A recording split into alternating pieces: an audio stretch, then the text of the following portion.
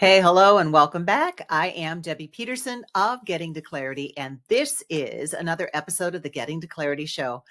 Today, so appropriate this time of year, how to deal with overwhelm at work. I mean, we have busy lives to begin with. We've got a lot going on at work. And then this time of year, it just seems like we've got more on top of it. So let's dive into this topic because it is one that not many people escape this time of year.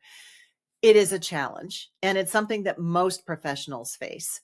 And the thing is, it's not just impacting your productivity, but it's also impacting your mental well-being. So this is an important issue, especially if you're an emerging leader or already in leadership and you're aspiring to that next level, because this impacts your personal growth and it impacts your professional life. So let's explore the reality that we all face of workplace overwhelm, and let's get into some actionable strategies that help you manage it and overcome it so that you can show up as your highest and best self, as the leader that you are meant to be. So what is it exactly? So the term overwhelm it's a state of mind. So it is a state of being where you feel swamped or excessively burdened by the demands and the challenges that you're facing. And often it gets to a point where you're not sure how to cope with it, or even what to do to manage it. So let's consider some of the factors. Maybe it's excessive workload, tight deadlines, or just overall high levels of stress. Maybe it's emotional challenges at home or at work. But when you're overwhelmed, you can experience feelings of anxiety, of stress, and that may work itself into helplessness. Like you don't know what to do. And maybe it is impacting or making decision making cloudy.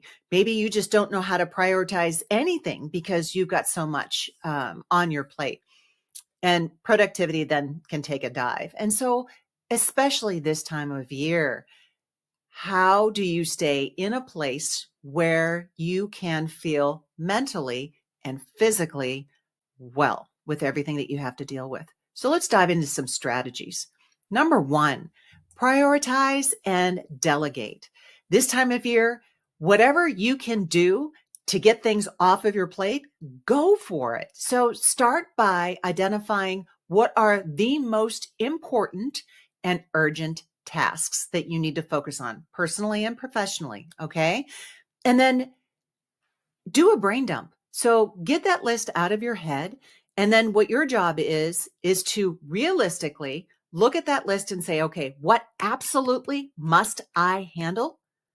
What can be given to someone else or something else? Maybe it is Instacart for the groceries. Maybe it's sending out the dry cleaning. Maybe it's bringing someone in to help you decorate or clean the house. It doesn't have to be all or nothing. Like it's a decision that you're going to move forward for the rest of the year. It can be right now. What do you need to do to get through right now? So delegating things to others that they can handle then allows you to focus on what it is that you absolutely have to handle. Have someone walk the dog, have your kids fold the laundry, even if it's not the way that you would normally do it. The goal is to just get by. Okay. So another strategy is establishing boundaries. So important this time of year. Set clear boundaries between work and personal life. So maybe it is very specific work hours so that you don't get waylaid and devote too much time in your work life and not enough in your professional life, taking care of what has to happen at home or taking care of yourself first and foremost. So maybe this time of year, there's a very specific line of delineation between work and home. Okay. Making sure that you're getting regular breaks, making sure that you learn to say no. These are all very healthy boundaries that should go on all year, but especially this time of year. Strategy number 3, mindfulness and self-care. Now, if you're looking at this, great. This is just something else I have to do. Be careful, because that have to mindset is a modal operator of necessity linguistically. It's putting pressure on you when you say, I have to do this. Instead, this is carving out time for you. This is a get to, things that you get to take care of yourself. And it can be really simple, easy peasy. Maybe it is a little bit of meditation in the morning. Maybe it is just deep breathing, right? But anything that you can do consistently will help to lower your stress levels. And then anything else that you can do for self-care.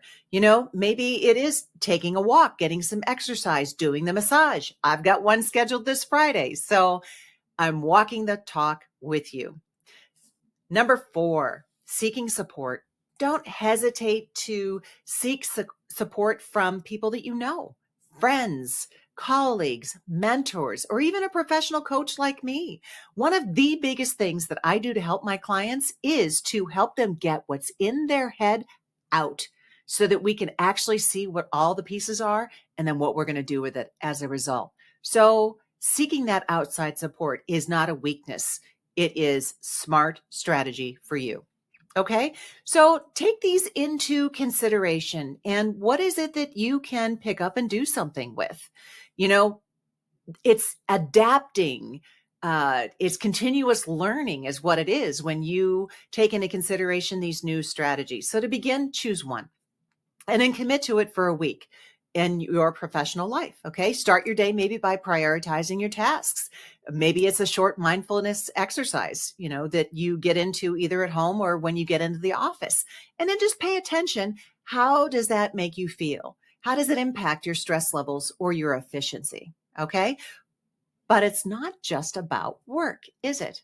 No, it's also about your professional or your personal life.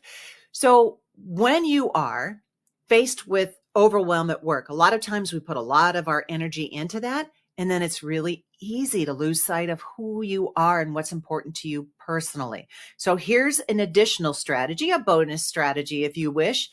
Make a personal priorities list.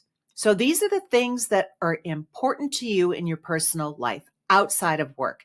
Maybe it's family time, or it's your personal hobbies, your health and fitness, or your personal development goals, whatever it is. But make a list of what is on that list. And then each week, you look at what the top 3 are, and they can change week to week. So each week, take a few minutes to review this list and then schedule time for these, just like you would your professional meetings and activities. Okay. So they get equal weight. It's just the 3 top things in your personal life. Okay. But these are the things that are vital to you. They're aligned with your values and your goals, and they help you to stay grounded, even when the workplace and the holiday season gets hectic. So incorporate one of the strategies and ensure that aligns with you personally and professionally. And then let's just do it for a week. Just say for a week, this is what you're going to do it. You're going to treat it like an experiment. And then you're going to make some decisions from there. Okay. So this is not just the rest of your life. It is, we're trying it for a week. We're going to see what happens. So my wish for you is that you be good to yourself, that you focus on what's most important to you. And here is wishing you all the clarity that you deserve. Take care, and bye-bye for now.